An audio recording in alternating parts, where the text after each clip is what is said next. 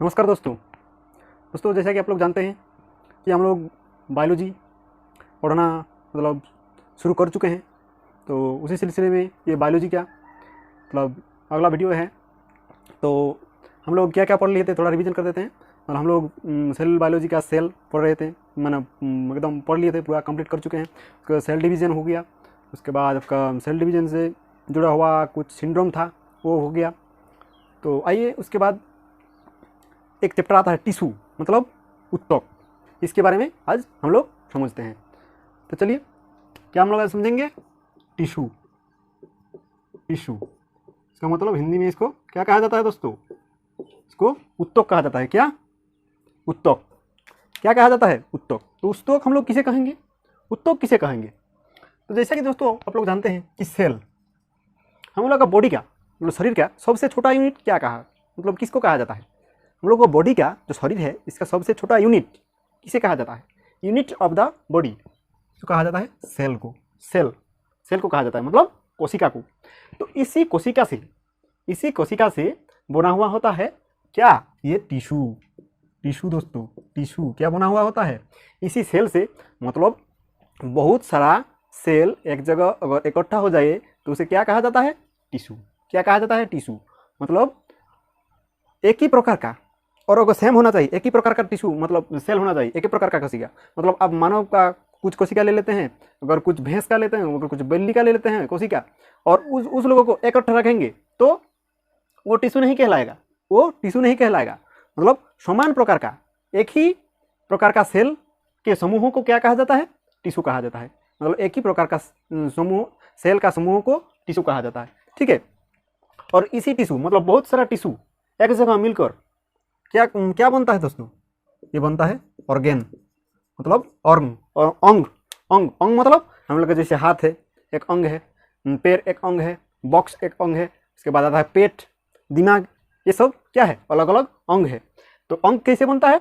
बहुत सारा टिश्यू जब इकट्ठा मिल जाता है तब क्या बनता है दोस्तों? ये ऑर्गेन। क्या बनता है? ऑर्गेन। और टिश्यू कैसे बनता है? बहुत सारा जब सेल एक जगह इकट्ठा कर लेंगे मतलब इकट्ठा जब हो जाए और उसका समूह को क्या कहा जाता है? तो क्या कहा जाता है दोस्तों? टिश्यू। ठीक है।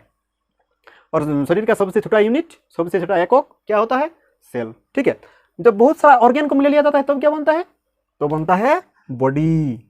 क्या बनता है दोस्तों? बॉडी। मतलब हम लोग का पूरा शरीर कैसे बनता है? बहुत सारा अंग तो है जो मिला हुआ है तब ना हम शरीर बॉडी बोलेंगे उसको। अगर सिर ही नहीं तो सिर यदि अगर नहीं रहेगा शरीर में तो उसको शरीर बोलेंगे नहीं ना। उसके सब पार्ट रहेगा तब ना उसको शरीर बोलेंगे। ठीक है। तो बहुत सारा अंग लेकर उसको कहा जाएगा बॉडी। ठीक है। मतलब बॉडी में मतलब बहुत सारा अंग रहेगा, सिर भी नहीं फिर भी बोलेंगे उसको बॉडी। मतलब बहुत सारा रहेगा, एक अगर अंग रहेगा तो उसको बॉडी बोलेंगे नहीं, बहुत सारा रहना पड़ेगा, हाथ पैर बहुत सारा रहना पड़ेगा तो बस उसको जाकर बोलेंगे बॉडी। ठीक है। तो आइए हम लोग आज इस उत्तक के बारे में समझेंगे, इसके बारे में तो आगे समझेंगे। ठीक है। तो उत्तक तो उत्तक का जो अध्ययन होता है मतलब ये उत्तक जिस में पढ़ा जाता है उसको क्या कहा जाता है? इसके अध्ययन को क्या कहा जाता है दोस्तों? इसके अध्ययन का एक टर्म है, एक नाम है जिसको कहा जाता है हिस्टोलॉजी। ठीक है। इसको कहा जाता है हिस्टोलॉजी। क्या कहा जाता है दोस्तों? हिस्टोलॉजी। Logy means study. अगर कुछ भी चीज़ का आप स्टडी मतलब पढ़ रहे हैं तो उसको लॉजी कहा जाता है। ठीक है। जैसे बायोलॉजी, बायो मतलब जीव, और लॉजी मतलब पढ़ना, स्टडी करना, मतलब जीव के बारे में जहाँ पढ़ा जाता है उसको कहा जाता है बायोलॉजी। इसी मतलब जिसमें उत्तक के बारे में पढ़ेंगे उसको कहा जाता है हिस्टोलॉजी। हिस्टो को उत्तक को क्या कहा जाता है? हिस्टो। तो जहाँ हिस्टो के बारे में पढ़ेंगे उसको कहा जाता है हिस्टोलॉजी। ठीक है। तो इसको अध्ययन को क्या कहा जाएगा? हिस्टोलॉजी। ये वो मत मान लीजिएगा, ये न है, अध्ययन न है, वो नहीं है। ठीक है। हिस्टोलॉजी इसको कहा जाता है हिस्टोलॉजी। मतलब उत्तक किसे कहा जाएगा वो आप समझ गए। उसका अध्ययन को क्या कहा जाता है वो समझ लिए। अभी इसका टाइप्स को समझते हैं। ठीक है। कि उत्तक कई प्रकार का होते हैं, कितना प्रकार का होते हैं उत्तक, उसको आप अभी समझेंगे। ठीक है। तो उत्तक दोस्तों मेनली 4 प्रकार होता है।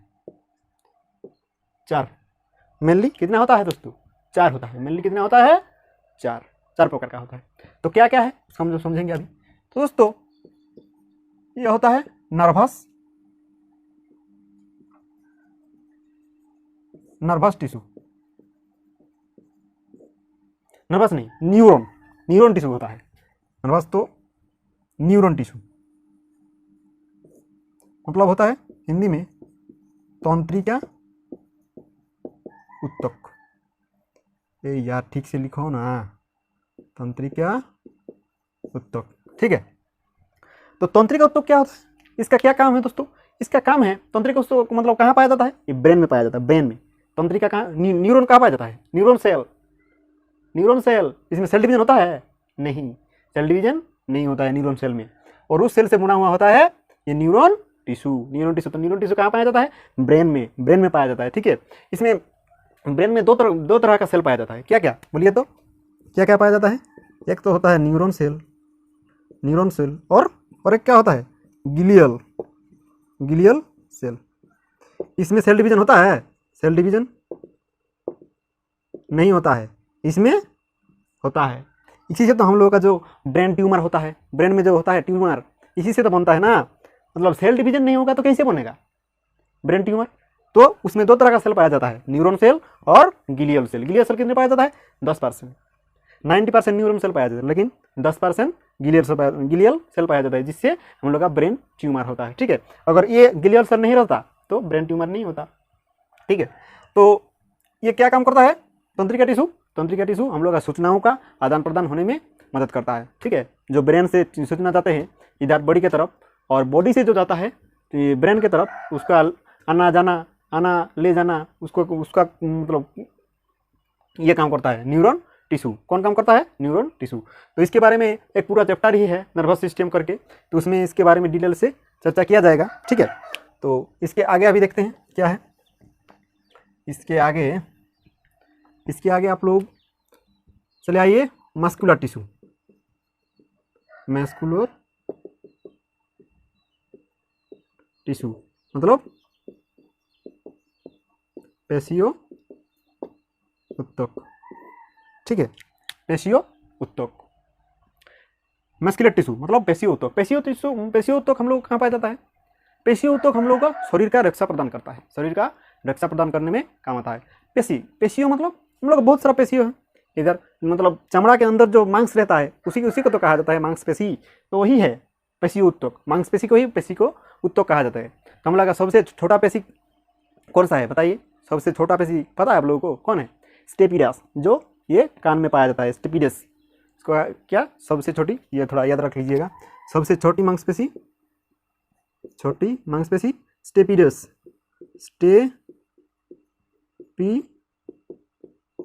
स्टेपिडस। सबसे बड़ी क्या? ग्लूटिमस मैक्सिमस। और सबसे लंबी सर्टोसिस।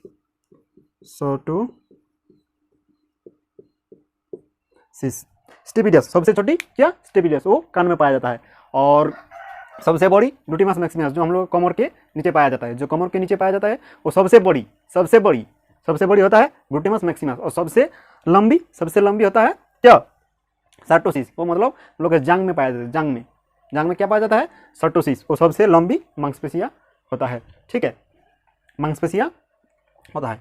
आगे चलिए, ये भी समझ गया, ठीक है। इसके अभी आगे एक चैप्टर है, उसमें हम लोग देखेंगे, ठीक है, डिटेल्स में। अभी आगे आ जाइए, ये लिख देते हैं, तो रहने देते हैं इसको। आगे है क्या? और एक है इपिथेलियल टिश्यू मतलब उपकुला उत्तक। क्या है उपकुला उत्तक दोस्तों क्या है? जैसे आप लोग अगर कभी दुकान गए होंगे, ठीक है, तो उसमें बहुत सारा आप लोगों को सामान देता होगा।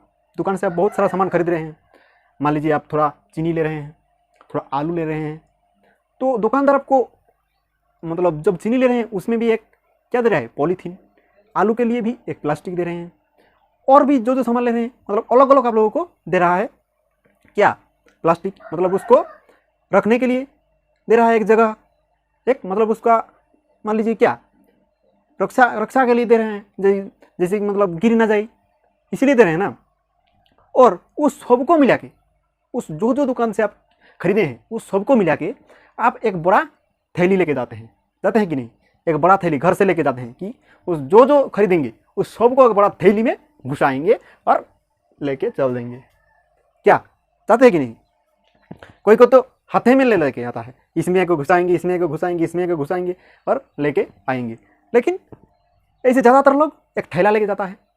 तो बड़ा वाला जो थैला है वो हम लोग का है ये उपकला उत्तक, मतलब बड़ा वाला थैला हम लोग कौन है, ये चमड़ा है। इसके अंदर बहुत सारा ऐसी चीज़ है, जैसे चीनी हम लोग लिए उसके अंदर एक प्लास्टिक रहा है परत, जैसे हम लोग का दिमाग है, दिमाग तो अंदर है, ये चमड़ा जो है ये भी है उपकला उत्तक, एपिथेलियल टिश्यू ये भी है। और अंदर जो है उसको भी रक्षा प्रदान के लिए एक परत है, जैसे हम लोग को ब्रेन को कौन ये करता है, रक्षा प्रदान करता है। उसका बाहर का बाहरी परत का क्या नाम है, मेनिंजाइटिस, जिसको खराब होने से क्या रोग होता है, मेनिंजाइटिस। ब्रेन में क्या रोग होता है, मेनिंजाइटिस किससे होता है, मेनिंजाइट, जो उसका बाहर का परत है जो उसको रक्षा प्रदान कर रहा है वही खराब हो जाता है, तो उसको मेनिंजाइटिस नामक रोग होता है।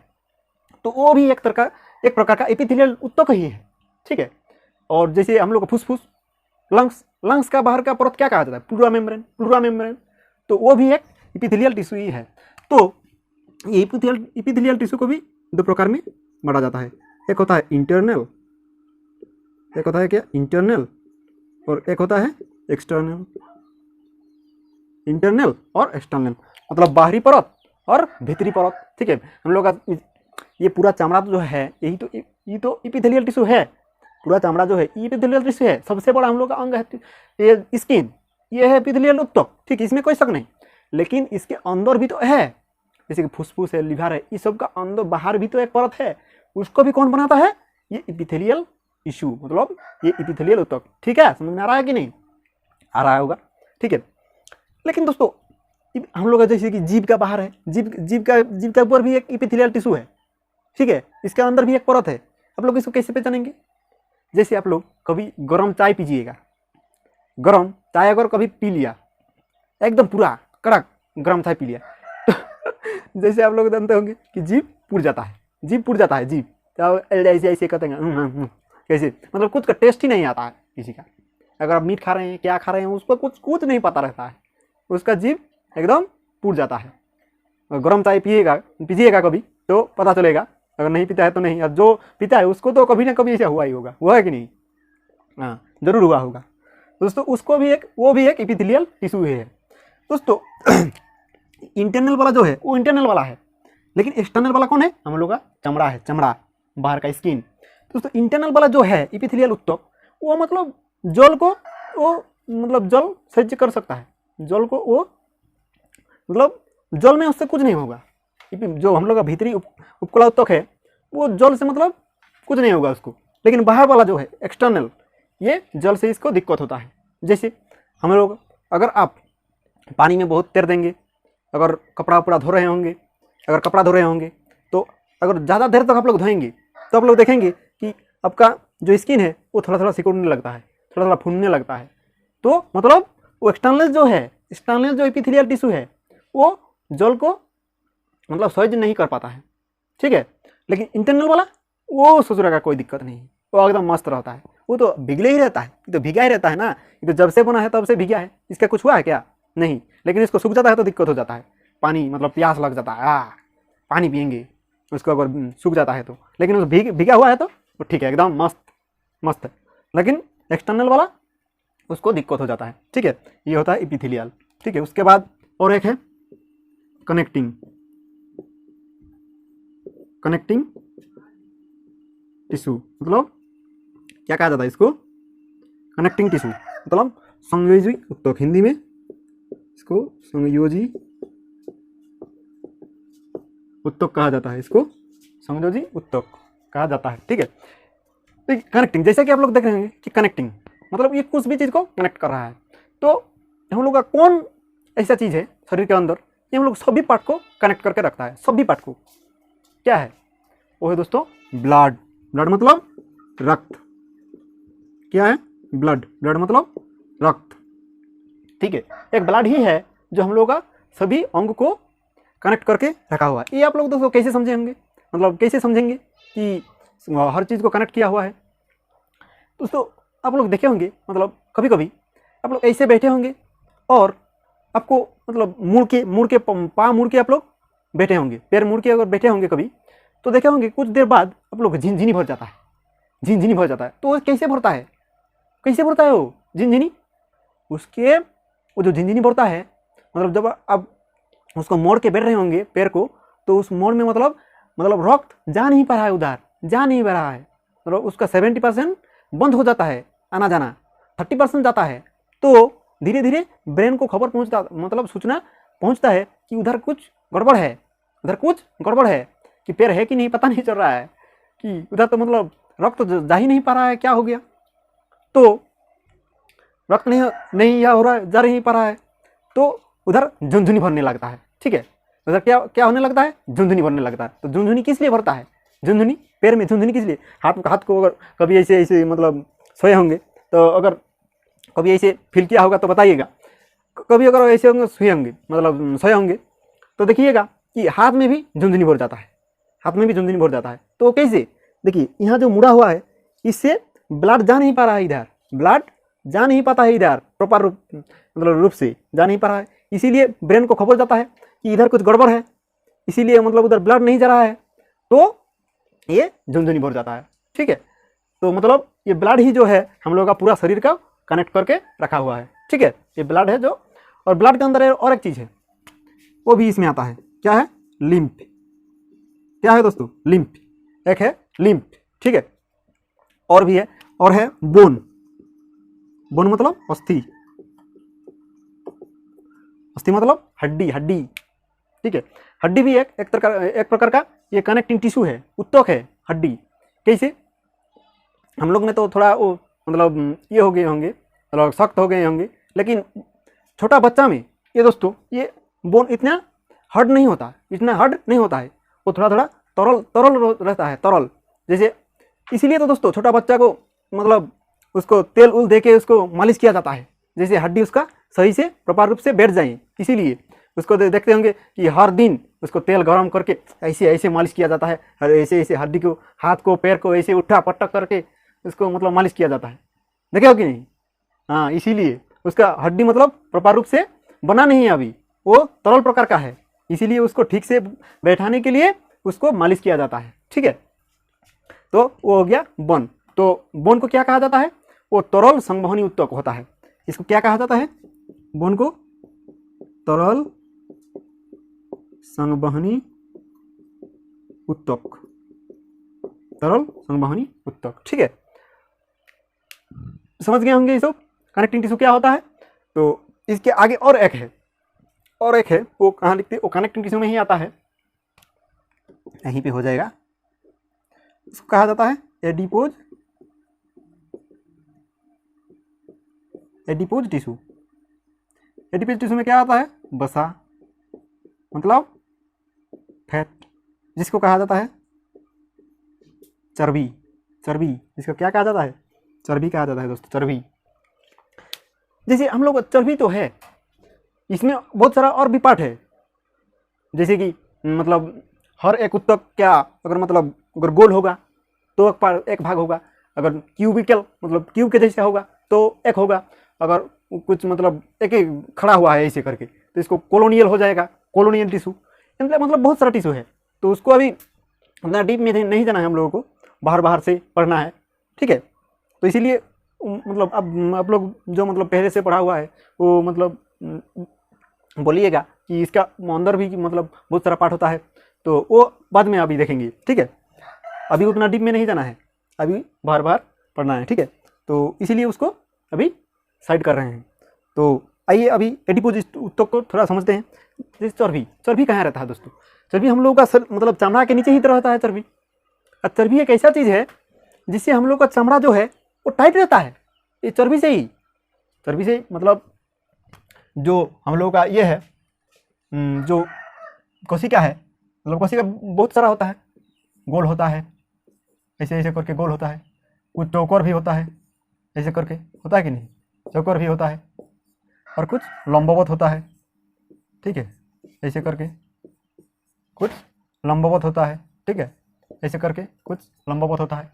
तो जैसा कि ये है ऐसे करके है मान लीजिए, तो इसके अंदर अंदर ऐसे ऐसे आप देख रहे होंगे कि कुछ मतलब गैप रह गया है, कुछ गैप रह गया है, कुछ गैप रह गया है। तो इसी को भरने के लिए दोस्तों क्या आता है, इसी को भरने के लिए ये जो बसा होता है, यही चर्बी जो है, यही ये मेकअप करता है, ये सब चीज़, यही जो मतलब जहाँ जहाँ ये सब गैप रहेगा इन लोगों को भरने के लिए, वहीं ये चला जाएगा। जैसे कि आप लोग दीवार अगर ईंटा सीमेंट दे के अगर मतलब बन रहा है, अगर दीवार बन गया तो उसको भरने के लिए क्या कहा जाता है, उसको बाहर प्लास्टर किया जाता है कि नहीं, उसके अंदर बाहर प्लास्टर किया जाता है, उसको गड्ढा उड्ढा रहने को उसको भरने के लिए। तो इसके अंदर प्लास्टर का काम कौन करता है, ये चर्बी, मतलब ये बसा जो है यही करता है। और इसीलिए हम लोग का चमड़ा जो है वो टाइट रहता है, जैसे हम लोग का एकदम टनाटन है। और अगर बूढ़ा आदमी हो जाता है, अगर बूढ़ा आदमी कोई हो जाता है तो उसका बसा जो है, चर्बी जो है वो घटने लगता है, बसा जो है, चर्बी जो है वो घटने लगता है। इसीलिए उन लोगों का जो चमड़ा है वो सिकुड़ जाता है। इसीलिए इस चर्बी के कमी से, मतलब बसा के कमी से उन लोगों का जो चमड़ा है वो झमरा जाता है, सिकुड़ जाता है। इसीलिए ठीक है, समझ गए ये सब। तो यही सब था टिश्यू के अंदर, ठीक है। और उतना डीप में नहीं गए अभी, जो नीट या फिर मेडिकल का तैयारी कर रहे थे उसके लिए तो ये मतलब बहुत ही हल्का चीज़ हो गया, ठीक है। तो उन लोगों के लिए सॉरी, वो तो बाद में हम लोग देखेंगे, ठीक है। तो ठीक है, मिलेंगे नेक्स्ट वीडियो में, तब तक के लिए धन्यवाद।